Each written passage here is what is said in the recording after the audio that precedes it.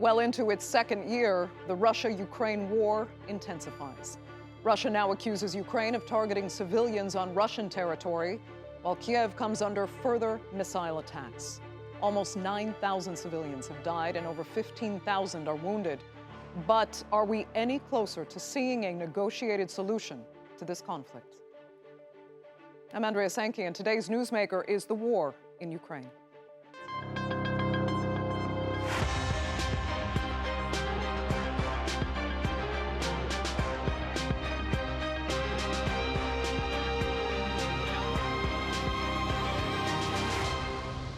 According to Russian regional governor Alexander Bogomaz, a village in the western Bryansk region has been shelled by Ukrainian forces. It's an accusation Ukraine denies. Still, Russian officials are reporting intensified attacks from northern Ukraine and claim Ukrainian troops attempted to cross the border into the Belgorod region on Thursday. Now, if these reports are true, it could be the first Ukrainian incursions since Russia invaded the country 15 months ago. This week, Russia also claimed that Ukraine had launched a so-called terrorist drone attack on Moscow. Again, Ukraine denies this. Earlier this month, the head of the Russian mercenary Wagner Group issued this warning. The offensive of the Ukrainian armed forces has begun. The units were trained and received necessary weapons, equipment, tanks, and everything else are already fully engaged. And after they try their hand, stretch their muscles, then the northern directions and the southern direction will be involved further. Well, meanwhile, Ukrainian forces in the capital, Kiev, say they've shot down more than 30 Russian missiles and drones overnight. 2 people were injured by falling debris before authorities lifted air raid alerts across most of the country. Now, Russia has launched about 20 separate missile and drone strikes against Ukrainian cities since the beginning of May. Russia denies targeting civilians or committing war crimes, but its forces have devastated Ukrainian cities and repeatedly hit residential areas. On Thursday, 3 people were killed by falling debris in Kiev during an attack, including a 9-year-old girl and her mother. I woke up and managed to grab my phone, hearing the first explosion. I grabbed my child and ran into the corridor because I didn't have any other options. We sat there the whole time. There were few more explosions. My child got really scared. He sat in the corner of our corridor. He cried, saying that we're all gonna die. I was terrified to hear this from him. It was terrible. And as the fighting continues, it's clear peace is not on the cards right now. Ukrainian President Volodymyr Zelenskyy has visited the Moldovan village of Bulboaka to attend the second meeting of the European political community. He's calling for more security guarantees from his allies. I think what is very important, our future in EU, and Ukraine is ready to be in NATO. We are waiting when NATO will be ready to host and to see and to have Ukraine. And I think security guarantees are very important, not only for Ukraine, for our neighbors, for Moldova, because of the Russia and of their aggression in Ukraine and potential aggression for other parts of Europe. Well, joining me now to talk more about the state of the conflict in Ukraine are, from Washington, Jason J. Smart. He's a political consultant and special correspondent for the Kiev Post. From Moscow, Sergei Markov, a professor at the Moscow State Institute of International Relations, also a former member of the Russian parliament. And from London, Dana Lewis, a journalist who was formerly based in Russia for over a decade. Jason, I'll start with you. I mean, Ukraine denies having carried out any attacks on Russian soil. Do you believe the denials? And if not Ukraine, then who and for what? Well, it's quite clear that it's not Ukraine. It's obviously happening within Russia. We can tell that from what's been left behind, the debris of the drones, for instance. And Russia has not shown any debris that would indicate it's coming from Ukraine. But more to the point is that within Russia, there's a great deal of destabilization. The Putin regime has reached a point where it's no longer able to provide domestic security for its citizens. And this is indicative of the fact that the country is overstretched, both economically and militarily. And the current crisis that it's facing with people within Russia fighting against the regime is significant. And it's going to be very difficult as time goes on to try to stabilize the situation. Okay. Sergei, if you heard that answer, I'd like you to comment. So is Russia actually behind these attacks on its own soil? What's actually going on? Everybody knows, including you, including those our colleague who denies that this attack had been organized by Ukrainian army. He also knows that this had been organized by a Ukrainian army. They try to call that as Russian partisan and so on, but this is a military unit of Ukrainian army which had been created from Russian citizens, that's right, with neo-Nazi views who come as volunteers to fight on the side of the neo-Nazi Kyiv regime. And Denis Kapustin, the head of this Russian volunteer corpus, very well-known European neo-Nazi, who have been even prohibited for him to travel to European Union countries because he is so well-known European scale neo-Nazis. So it's of course this is operation have been organized by Ukrainian military intelligence service. Organized, they equip this by army, and all political decisions have been made by them. You know, it's idea of Americans, not Ukrainians. Okay. They like Cuba model, as Fidel Castro took first of all some province in Cuba, and then organized, taking power by military of all the Cuba. It's their plan now. Crazy. Okay, fair enough. Dana, I can't really tell if your face is confused or skeptical or both, but let me ask your opinion on the two opinions you've just heard. And at this point, does Ukraine not actually have the right to carry out offensive attacks? Well, I would be very careful to speak in absolutes about these attacks because we don't know for sure where the drones originated from. Were they Ukrainian controlled? Or were they controlled by partisans? The partisans tell me that they originated from Ukraine. Ilya Ponomarev, who was a former Duma deputy and who is based in Kiev, said that partisans didn't launch the drones, but that they did originate from Ukraine. And he has said that the partisans themselves, by the way, are receiving support from the Ukrainian army and Ukrainian intelligence. And then you also have the fact that, the drones which hit the Kremlin some time ago, in fact, Washington has said that appears to have been an attack that was orchestrated by Kiev.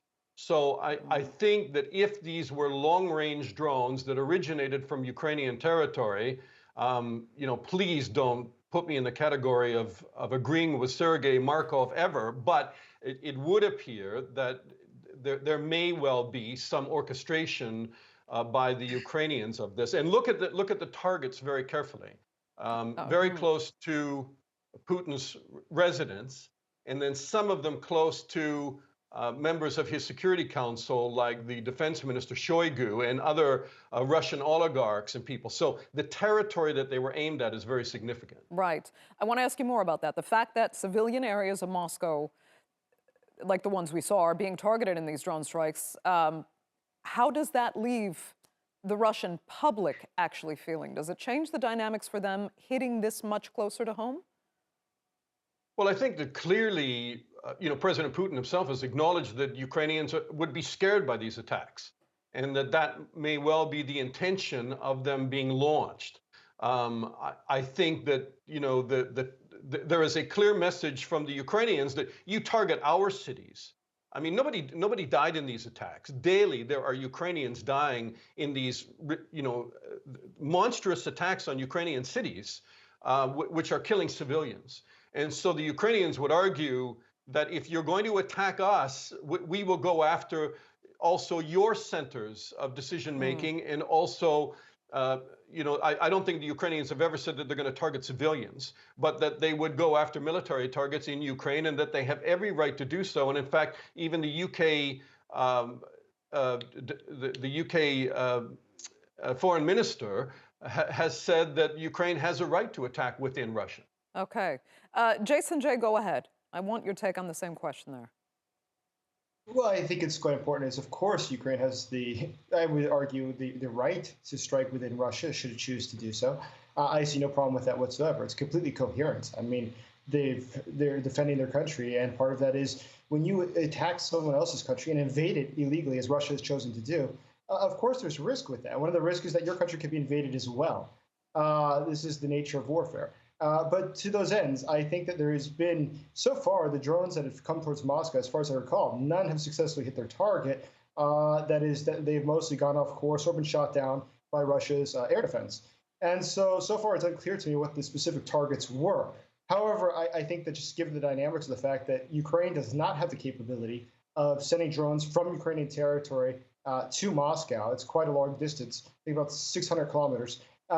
It's being launched from within Russia, but from where in Russia and by whom in Russia is the question that's unknown.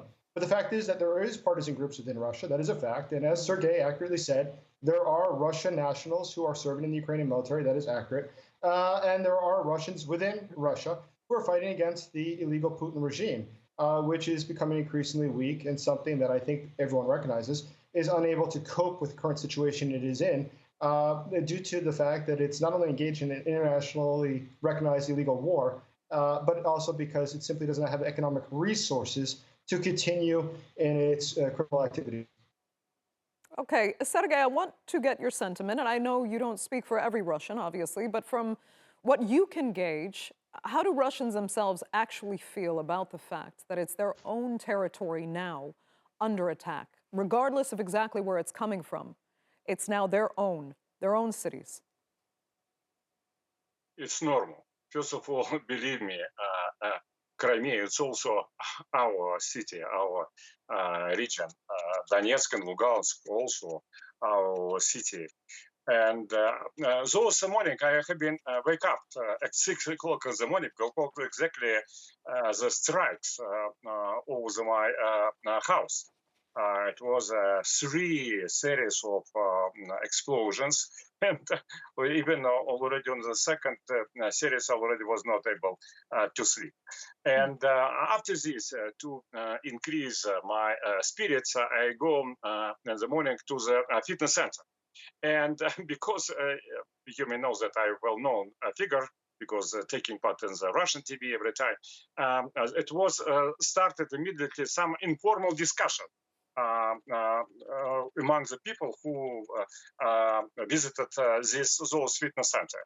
And I was very positively impressed. People has no panic at all. No ideas, is they doing right or wrong. No, absolute majority of the people. Okay. And you should take an account because it's visitor or fitness center. They're exactly on the age of the people who could be mobilized to the army. And nevertheless, they strongly supported this is fascist regime, they're terrorists, we should crash them. It will be no quiet time for us forever until we finish this regime by military force. Okay. Dana, let me turn to you. We're going to switch gears slightly because there is a very significant, as well as symbolic meeting underway, the European Political Community meeting taking place right now in Moldova. Zelenskyy again pushing for NATO expansion to include Ukraine. Russia again warning that that is a definable red line for Moscow. Will any significant moves be made off the back of this meeting? Well, I don't think that you're going to see NATO membership very quickly for Ukraine in the sense that not while hostilities are continuing. But President Putin has managed to bring the Western alliance together like never before, I think. And there is a clear sense within NATO, now 31 countries, continuing to expand with Finland, that if there is ever going to be any long-term solution to Russian aggression, whether it be in Ukraine or Moldova, or whether it tries to spread its empire back into the Baltics, whatever bizarre notion the Kremlin has of, Russia as a great power again, that the only way to stop this is probably to bring Ukraine into NATO. And I think that there's a lot of consensus, not full consensus, but there's a lot of consensus that if there can be a ceasefire, if the fighting stops somehow, and Ukraine will say the only way it stops is for them to get the territory back. But if you get the fighting stopped, you can't allow Russia to simply take a pause and regroup and rearm and relaunch. So NATO will be the only real protection for Ukraine in the future. And I think, you know, you've heard the speech by U.S. Secretary of State Blinken today, which said that Putin his war is a strategic failure. It's greatly diminished Russia's power, its interest, and its influence for years to come. And that NATO will be the answer for Ukraine's sovereignty and security going forward. Okay, Jason, I mean, it looks like you agree, but again, the question is being asked, is it worth the kind of provocation that Russia sees it as that could potentially put Ukraine and Moldova as well in even greater danger from Russian aggression? Well, I think it's a joke to say it's a provocation. The fact is, it's a sovereign country. It can do whatever it pleases. What Russia thinks, Russia, first, is not a great country. Russia is a weak country, it is a miserable country, and it is a collapsing country. It is a country with a GDP less than Italy's before the war began. Russia does not have the ability to take the city of Bakhmut, 72,000 people, in the course of 8 months. Russia has no ability to stand up against something like NATO. So let's not even give ourselves the fantasy that Russia has that ability. It does not. But further to the point, there is no threat that Russia sees apparently in Finland or Sweden moving into NATO. And there's two reasons that Russia does not see a threat. One, because NATO is not a threat. But secondly, because Russia is clear enough that it has no hope whatsoever of being able to stand up against something such as Sweden, such as Finland, and such as NATO. And so it can go after and hope to take a country like Ukraine, which obviously it cannot, obviously it's not capable of, and just disgrace itself further on the international stage by complaining about NATO. But let's be clear, Russia has no other option but to accept it. What the Russians get is what the Russians get, and they have no decision in this. The Russians have lost their place at the international negotiating table, and what any sovereign country chooses to do has nothing to do with what Russia thinks or does not think. Russia can go back to Moscow where it belongs. Okay, Sergei, I would ask for your response, but I know it is flat out 180 degrees from the analysis we just heard from Jason. So I want to ask you about something else. We very recently, a few days ago, saw Sergei Lavrov at the BRICS summit. Let's say it's a safe environment where he has a very broad platform to speak about Western aggression toward Russia. He even called it genocide for destroying everything Russian in eastern Ukraine and Crimea. So having that BRICS alliance, it is extremely valuable to Russia right now, is it not? What is extremely valuable? Can you say? Having the BRICS alliance support Russia and giving Sergei Lavrov in the last couple of days a platform. No. BRICS is not alliance. And Shanghai Treaty Organization is not so much alliance. It's more or less club of the countries, two clubs of the countries who care about sovereignty, who want to keep sovereignty, and who want to help to each other to keep sovereignty. Because we know, and all these countries know, there are only one threat to sovereignty in the modern world is this threat from United States of America and their junior allies. And those countries who became members of NATO, for example, they are junior partner, and also, of course, most of them not independents, not because their sovereignty is taken partly by United States of America. So it's just a club of those countries. And these countries understand very well that if theoretically United States can crash Russia, this time come to them next. They will be next. And immediately after Americans solve Russian problem, immediately they will find that Saudi Arabia problem exists, Brazil problem exists, India problem exists. There are not enough democracy in those countries. Immediately they will find some pretext for hybrid aggression.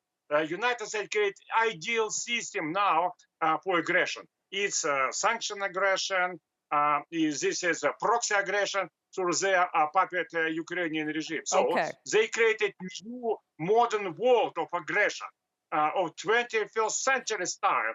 I'm amazed how United States wonderfully do aggression against another countries. Fair enough. Okay, let me turn to Dana. I mean, Dana, the BRICS countries, call it a club, call it an alliance. What you have, though, are some like-minded leaders that actually do express support for Russia. How valuable is that for Moscow right now?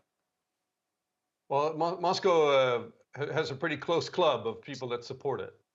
So I think any support that they can garnish anywhere is good news, considering how they have been pushed to the fringe, and they don't have very much support anywhere. But it's interesting to listen to Markov, because what he is doing is essentially echoing all of what Russian television is doing night by night in the Kremlin now, because they can't say that this is Ukraine's war or Ukraine defense, because then they would look, as completely incompetent as the Russian army is. So they have to say they're fighting the West, and they have to say that it's America's war. They have to broaden the conflict, at least in the media, all the time, because otherwise it looks like a complete military failure, which it is. And we are about to see even more failures as Ukraine launches its counteroffensive. So I think we're entering, if I can say one thing in this program, is that we are entering a very dangerous spiral in violence, an escalation in war, whether it be the attacks inside Russia, whether it be the Ukrainian counteroffensive, whether it be the fact that Russia continues to hold on to one of the biggest nuclear power plant in Europe, Zaporizhzhia. And I think that the results of this conflict as it goes forward, the results, I think no one knows and no one can predict accurately, but you can label it all very, very dangerous going forward. And so sadly, peace talks just seem to be nowhere in the cards. So I do believe you, Dana, when you say that this could only really escalate. Okay, I know, Sergei, Russia has called for it. You've said that before. But Ukraine is not budging on its territorial claims. It wants to maintain its sovereignty, and the West supports it, more or less, in that. But I want to... Let's move on to one last thing. We only have a few minutes left. Jason, because we spoke a little about Prigozhin and the Wagner Group in our opener there, and you seem to think that an element playing in here is that Prigozhin is the man to watch right now as an actually pretty serious threat to Putin that also plays a role in this conflict. Tell us why. So I think that Prigozhin was obviously allowed to say what he's saying. He never attacks Putin directly. Obviously, he always attacks Shoigu or someone in the military, but he's never going to attack Putin directly. He attacks people around Putin, which takes the blame for the tremendous military failures inside of Ukraine off of Putin's shoulders and tries to shift it. But there's a huge risk that is being run with this, and I don't think Putin has foreseen this, which is that the more that Prigozhin's message resonates with the population, specifically with the soldiers, the more that there is a significant risk that Russia comes to a point where the soldiers are no longer willing to fight. And how significant of a risk is this? It is significant. The fact that Prigozhin has talked about the fact that Russian troops have wasted their bullets, to quote him, firing on their own troops, that is, Russian nationals who are seeking to flee the war or seeking to desert rather than trying to shoot Ukrainians, is significant. The fact is that the Russian military treats its soldiers atrociously. It's truly, something out of the 17th century. But it's something indicative of the fact that Russia is a country, once again, that is in decline. And Prigozhin has mentioned all the reasons that he sees this and why Russia is losing. This is obvious. And what is amazing to me is that the Wagner Group was allowed to be essentially annihilated, wiped out, tens of thousands of them, simply so that Shoigu could make sure he had no sort of competition coming from the private military companies. This is how the Kremlin works. It's all about self-interest. It's oligarchical interest. And everybody who speaks for the Kremlin, including Sergei, is just seeking the financial interest of an oligarch. He has nothing. He's not speaking truth. He's not speaking anything that he sincerely believes. It's just the typical lies you expect from the Kremlin. Okay, Sergei, let me give you a final minute for your response. Yevgeny Prigozhin is the leader of the best #1 private army. He has some kind of difficult relations with Russian bureaucracy, exactly as Elon Musk has a difficult relation with American bureaucracy, or Jack Ma has difficult relations with Chinese bureaucracy. Prigozhin is some kind of Russian Elon Musk, Russian Jack Ma. And Sergei, before you go, I get, thank you for that, but I also want to, you seem to think that talks could still be in the cards. Quickly, why? Sorry, can you repeat? Sorry. That talks talks, negotiations could still be in the cards. Yeah. Yeah. The negotiation will start after these intensive military clashes, because according to our information, election committee of Joe Biden believes that should stop this war in Ukraine this autumn or in the winter, because if this war in Ukraine continue, Americans will not vote for Joe Biden, not only because his health condition, but also because most of the Americans believe that Ukrainian war is very high risky of Joe Biden of a great nuclear war, which can kill all Americans. That's why they will come to the so-called Korean scenario. Dana, I can see you disagree, but so unfortunately we are completely out of time for this edition of The Newsmakers. But I'd like to thank really all three of my panelists so much for being with us. Fascinating discussion as always, and our viewers, of course, for tuning in as well. Remember, you can follow us on Twitter, and do be sure to subscribe to our YouTube channel. I'm Andrea Sankey. We'll see you next time.